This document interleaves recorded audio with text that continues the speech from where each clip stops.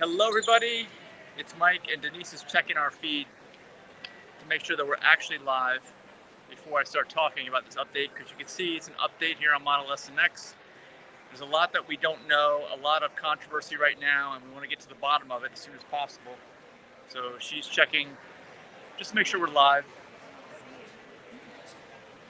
Yeah, you got to refresh it, or you can open up another page. You got to actually refresh, load it up again as new. Keep going. There we go. Did you hear any sound on me? All right, I'm on here. I know I'm on here. She's gonna check for sound. Okay, we got sound. Okay, so Denise is gonna go shopping. Let's start talking. Anyway, it is what, August 9th, August 10th, something like that, 2021, and Tesla Model S and X is the subject of this video. As you guys may or may not know, there have been 0 Tesla Model X's. I don't know what Denise is doing there. 0 Tesla Model X's delivered in 2021. We know that. There have been a few Tesla Model S's delivered, and they were incredibly delayed. They didn't actually start delivery till June, I think it was, when they did when Elon did the launch online, and they have been trickling out ever since. And there's been a lot of speculation and different amounts of controversy as to what's going on. Tesla is kind of saying, I'm sorry, but they're not giving many details. So let me kind of piece together everything and let you guys know what I think is actually happening. So what I think is happening is there's an obvious chip shortage of vehicles for cars around the world. It's affecting all automakers. There's supply chain disruption because of COVID-19 in 2020 and lingering into 2021. It's affecting the resale values of cars. A lot of Tesla owners know that you can get just as much for your used Tesla as it costs to buy one right now, assuming you can get your hands on it. And of course, Tesla's entering a period of massive growth. They're bringing on 2 gigafactories right now, one in Austin, Texas, and one in Berlin. So they want to ramp up production. And they only can get so many chips, just like everybody else can only get so many chips for their cars. So what we're experiencing now is, I think, Tesla allocating the chips to where they think is going to help the company the most, being a public company, and Elon and Tesla feeling the pinch from short sellers and everything.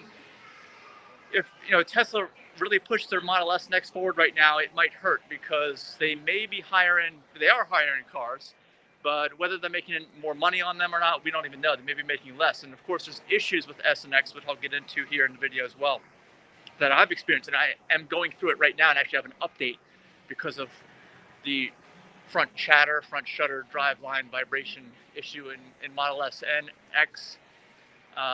X's all have all-wheel drive. Only some, the newer S's, have all-wheel drive and have this problem. So where do I begin on this? Well, I think what's happening is, this is all speculation right now. We've seen a lot of reports of brand new 2021 Model S's on the Fremont lot and other places. There's been reports of Model X in the wild. They call it, just out somewhere driving, brand new ones. And you can tell, because here's how you tell. First of all, Model S and X have been around in Tesla for years. S is their original higher volume sedan. The original sedan they made started in 2012. And then Model X started in 2015. They were the only Teslas you could get until Model 3 came along in 2018. And then Model Y was finally launched, I guess it was in 2019, right? It was early. It was the first one that was early. But Model 3 and Y are much less expensive. They make up the volume of Tesla sales, and Tesla expects that Model Y will soon make up most of the company's sales, which I definitely believe. They thought that for a while, and I think that's going to happen.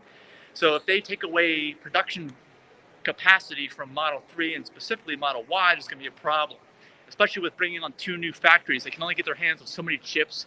This is, of course, one of the reasons, like I said, that used car prices are inflated right now, not only for Tesla, but for all cars right now. It's a good time to sell a used car, but it's hard to get your hands on one. So part of the problem with Tesla Model S is, even Model S that is being delivered right now, people are upset with Tesla because they're not getting their cars, and they keep getting the dates pushed back, even though the launch has actually happened. You figure, well, the launch has happened, it's going to lock in the date that they're going to actually get their car, but that is not the case.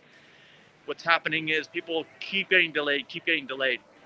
So the speculation is, what people think is happening is Tesla's got to use all the chips that they can get, the low-cost chips, the ones that are more widely available for their higher line cars, Model 3 and Model Y.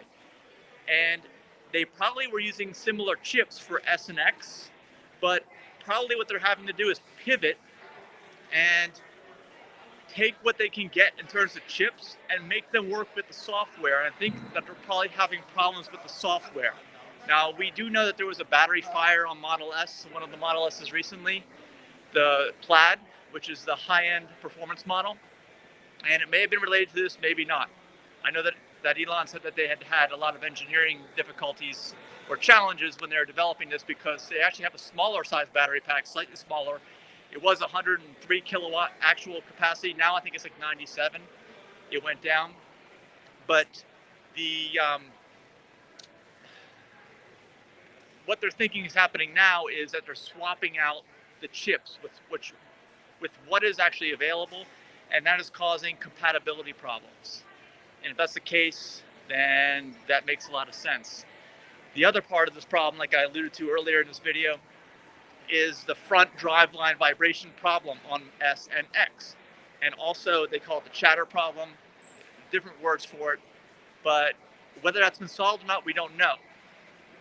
There's been another updated TSB recently in May, actually, which coincides with the launch of the new updated Model S and X, which has a lot of updates. Even though they look the same on the outside, people are complaining they don't get a new car. It's still mostly new with the driveline, the interior, the UI, all this stuff.